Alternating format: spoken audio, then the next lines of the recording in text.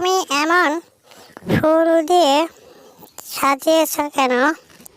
দেখো বাবা, সামনে তো কোরবানির ঈদ। এই ঈদের জন্য মালিক আমাদেরকে হাটে বিক্রি করবে। এই জন্যে আমাকে এইভাবে ফুল দিয়ে সাজিয়েছে। আম্মু, তাহলে কি সত্যি তোমার কোরবানি ঈদে বিক্রি করে দিবে নাকি? তাহলে আমাদের কি হবে? আমরা তো তোমার দুধই খাই শুধুমাত্র। এখন তো আমরা না খেয়ে খুব কষ্ট পাবো দুইজন। চল, হয়ে গেছে। এবার দেখি তোকে নিয়ে হাটে যাই। চল চল।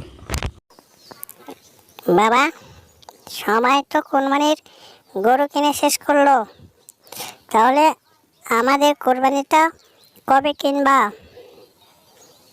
আর তো মাত্র কয়েকদিন পর ঈদ, তাড়াতাড়ি গরু কেনো। হ্যাঁ বাবা, আমরা কোরবানি কিনবো কালকেই। কালকে গিয়ে আমরা সুন্দর দেখে একটা কোরবানি কিনে নিয়ে আসবো। সাথে তুমিও যাবা সকাল সকাল। গরু কিনতে যাব না, ছাগল ছাগল। বাবা দেখো, এবার কিন্তু আমাদের কোরবানির ছাগলটা খুব ভালো হয়েছে। গতবারের চেয়ে এবারে ছাগলটা বেশ ভালো, মোটা তাজা হয়েছে।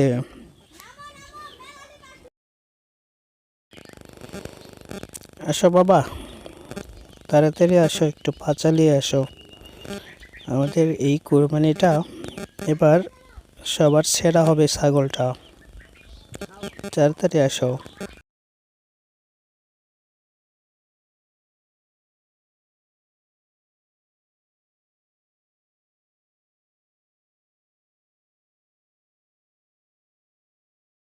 এই তো আমাদের মা না?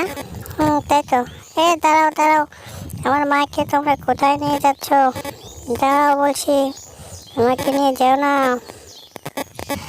এই ছাগলের বাচ্চারা, তোরা বেশি কথা বলিস না। তোরা যদি বেশি কথা বলিস তাহলে তোদেরকেও তোর মায়ের সাথে কোরবানি দিব।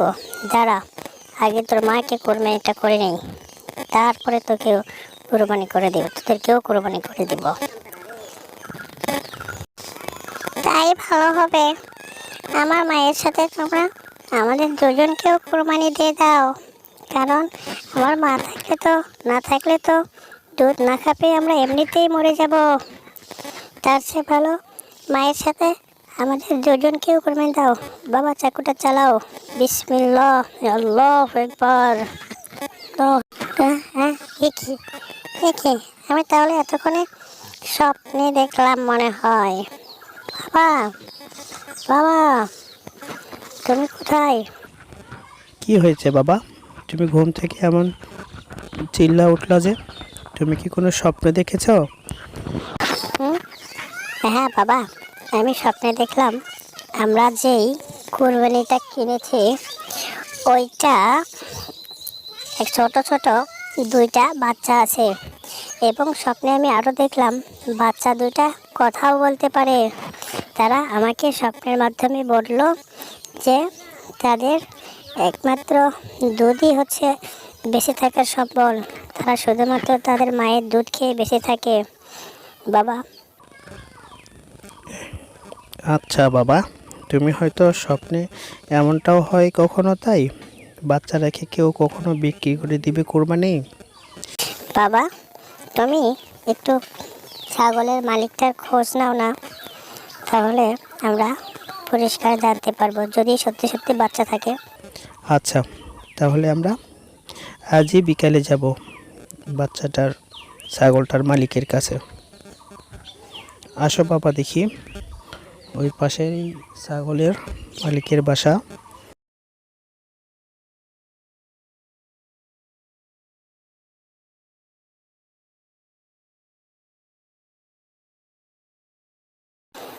মা এসেছে, মা এসেছে, আমাদের মা এসেছে।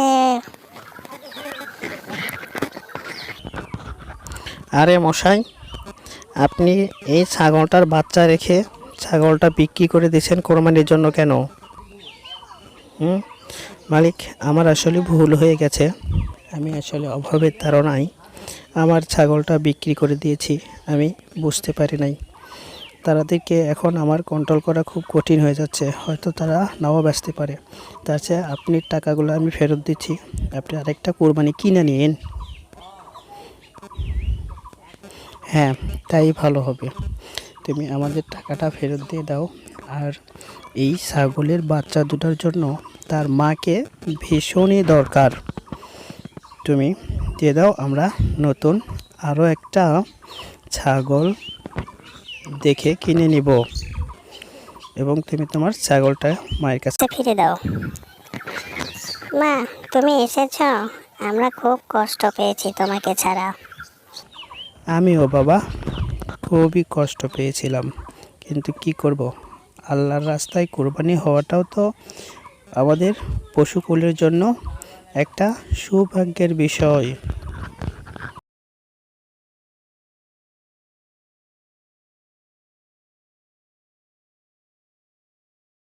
চলো বাবা, আমরা আবার নতুন কোরবানি কিনবো।